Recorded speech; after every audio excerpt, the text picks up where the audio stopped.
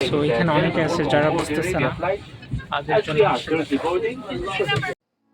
আসসালামু আলাইকুম এভরিওয়ান। আজকে আমার জীবনের অনেক গুরুত্বপূর্ণ একটা ভিডিও বানাতে যাচ্ছি আমি, কারণ আজকে আমি বাংলাদেশ থেকে সৌদি ফ্লাই করার জন্য এয়ারপোর্টে যাচ্ছি।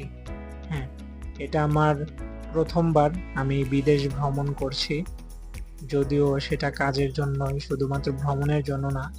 তারপরেও আলহামদুলিল্লাহ আমি কাজের জন্য যে যেতে পারতেছি, এটা আমার কাছে অনেক কিছু। তো গাড়ি নিয়ে আমরা আসলে এয়ারপোর্টের উদ্দেশ্যে রওনা হই। আমার গ্রামের বাড়ি সিরাজগঞ্জ, সেখান থেকে আসতে আসলে অনেক দেরি হওয়ার কথা, তাই আগে বের হয়েছিলাম রাত 11:30টায়। আমার ফ্লাইট ছিল সকাল 8:55-তে এয়ার অ্যারাবিয়াতে, কিন্তু লাকিলি আলহামদুলিল্লাহ কোনো জ্যাম ছিল না রাস্তায়, যার কারণে অনেক আগেই চলে আসছিলাম। 3:30 আসার পরে আসলে ওই রকমভাবে ফ্যামিলিকে টাইম দিচ্ছিলাম, যেহেতু এইটাই শেষ সময়। আর রাতের এয়ারপোর্ট দেখতেও কিন্তু অনেক সুন্দর লাগে, কত মানুষ, কত আত্মীয় স্বজন। আমি শুধু চিন্তা করতেছিলাম যে প্রতিদিন কত মানুষ বিদেশ যায়, ভাইরে ভাই, আল্লাহ, কত মানুষ যায়, কত মানুষ আসে, কত মানুষ দাঁড়ায় থাকে, কত আত্মীয় স্বজন, কত আহাজারি।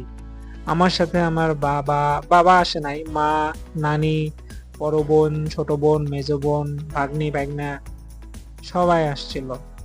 তো সবাই আসছিল, সবার সাথে আসলে শেষ মুহূর্ত। এই যে আমার ভাগ্নি কথাই বলে না, সে সারা রাস্তা কান্না করছে, এখনো কান্না করতেছে, কথাই বলে না। তারপরে একটু ঘুরে ঘুরে দেখতেছিলাম, শেষ সময় চেষ্টা করতেছিলাম কিছু কিছু সময় ক্যামেরা বন্দি রাখার জন্য। আর এই যে আমার ভাগ্নে রাফি, আয়ান, পিছনে আরাফ, আমার ছোট বোন, বড় বোন, আমার মেজো বোন, সবাই ছিল আমার পাশে, আমার মা, নানি।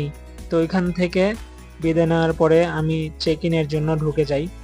চেক ইনের শুরুতে আপনাকে কনভেয়ার বেল্টে আপনার লাগেজ, আপনার পকেট ব্যাগ বা আপনার যাবতীয় যা আছে সবকিছু এখানে দিতে হয়। দেন ওনারা চেক করে তারপরে আপনাকে ভিতরে ঢুকানো হয়। এইখানে আসলে কোন ফ্লাইট কয়টায়, সেই জন্য আবার আপনাকে ব্যাগ ওয়েট করে আপনার ব্যাগের সিল বা আপনাকে ওইটা দেওয়া হবে। দেন ওইখান থেকে ভিতরে আপনাকে ইমিগ্রেশনের জন্য পাঠানো হবে। আপনার প্রথমবার হয়ে গেলে প্রবাসী কল্যাণ ডেস্কে হেল্প নিতে পারেন, সেখানে পাসপোর্ট আর ভিসা কপি নিয়ে ওরা কি যেন করে, আবার পরে আপনাকে ফেরত দেয়। আমার ওখানে কাজটা হয়ে গেলে আমি ইমিগ্রেশনের ভিতরে যাই আপনার টাকা এক্সচেঞ্জ করার জন্য, বাংলাদেশি টাকা থেকে রিয়েল। তো ফাইনালি হচ্ছে একটা পাই সোনালী ব্যাংকের, যেটা হচ্ছে 500 রিয়াল ছাড়া হবে না, মানে কোনো খুচরা হবে না। অনেক খুঁজেও আমি পাই নাই। তো বাংলাদেশ থেকে যারা আসবেন তাদের জন্য আমার সাজেশন থাকবে যে আপনারা আগে থেকে টাকা বানায় এক্সচেঞ্জ করে নিয়ে আসবেন।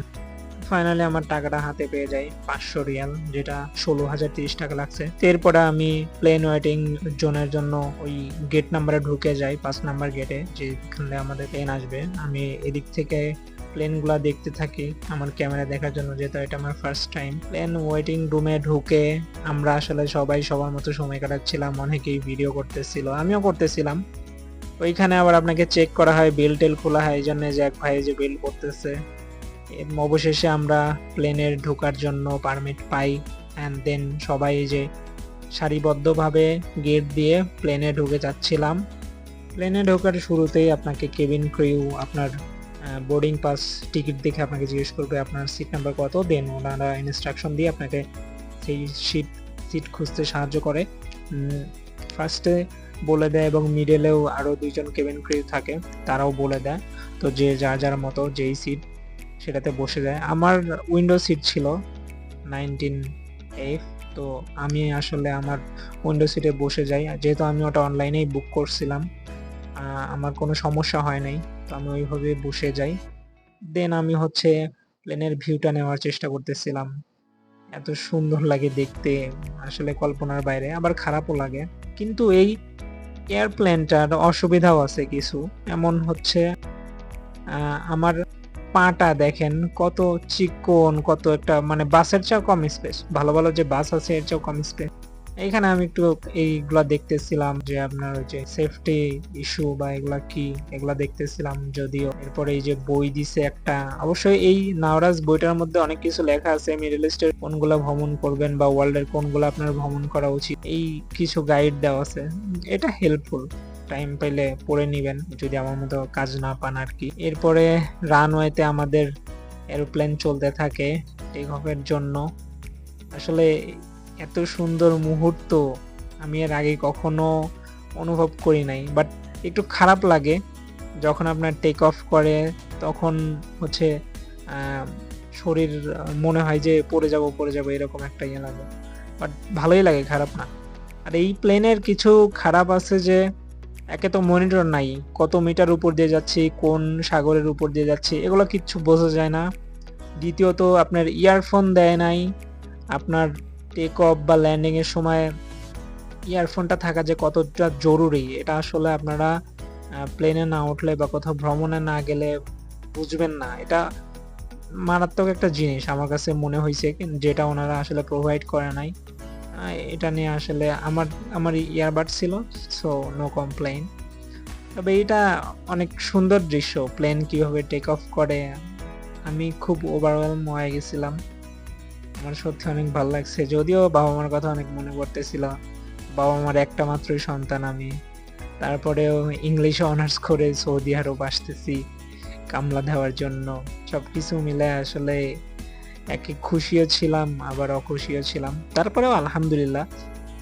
আসলে সবকিছুই আল্লাহর প্ল্যান, আল্লাহ যা করে সব ভালোর জন্যই করে। এখানে আপনি এসি কন্ট্রোল করতে পারবেন, এই যে এটা ঘুরাইলে ওই যে ওরকম ফাঁকা হয়ে যাবে, দেন আপনি আপনার দিক করে নিতে পারবেন। আর এই সবচেয়ে বাজে জিনিস লাগছে কি, এই যে চিকেন মেয়ো স্যান্ডউইচটা ভাই, এটা যে এত বাজে খেতে ভাই, আমি বলবো যে এটা না নিতে, এর যে আপনারা ওই যে বিরিয়ানি না কি দেয় ওটা খাবেন, টিকিট কাটার সময় এটা চেক দিবেন। আমার যে টিকিটটা কাটছে তারা যে কি করতে মন চায় দেখেন। আমি খুব কষ্টে খাইছি ভাই, সিরিয়াসলি। যদিও টেস্ট মেস্ট কিচ্ছু ছিল না, তারপরে আমি খাইছি, কারণ ভাই লিটারালি আমার খুব ক্ষুধা লাগতেছিল। আর প্লেনের মধ্যে যে এত দাম সবকিছুর ভাই। তো অবশেষে আমি শারজা এয়ারপোর্টে পৌঁছে যাই। শারজা এয়ারপোর্টে পৌঁছানোর পরে আমাদেরকে এই যে গাড়ি করে এয়ারপোর্টে নেওয়া হয়। এটাও শারজা এয়ারপোর্ট এত বড় ভাই, বিশ্বাস করবেন না, অনেক বড় আর অনেক সুন্দর।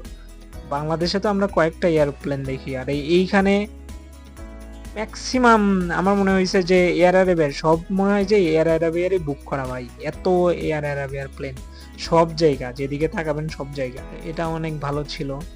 আর শারজা এয়ারপোর্টটাও জোস ছিল। অবশেষে আমি শারজা থেকে আমি সৌদিতে চলে আসি। আর এই যে এখানে সিম কেনার জন্য আমি সিরিয়ালে দাঁড়াই, আমাকে সিম কিনতে সাহায্য করতেছিল আমার মামাতো ভাই।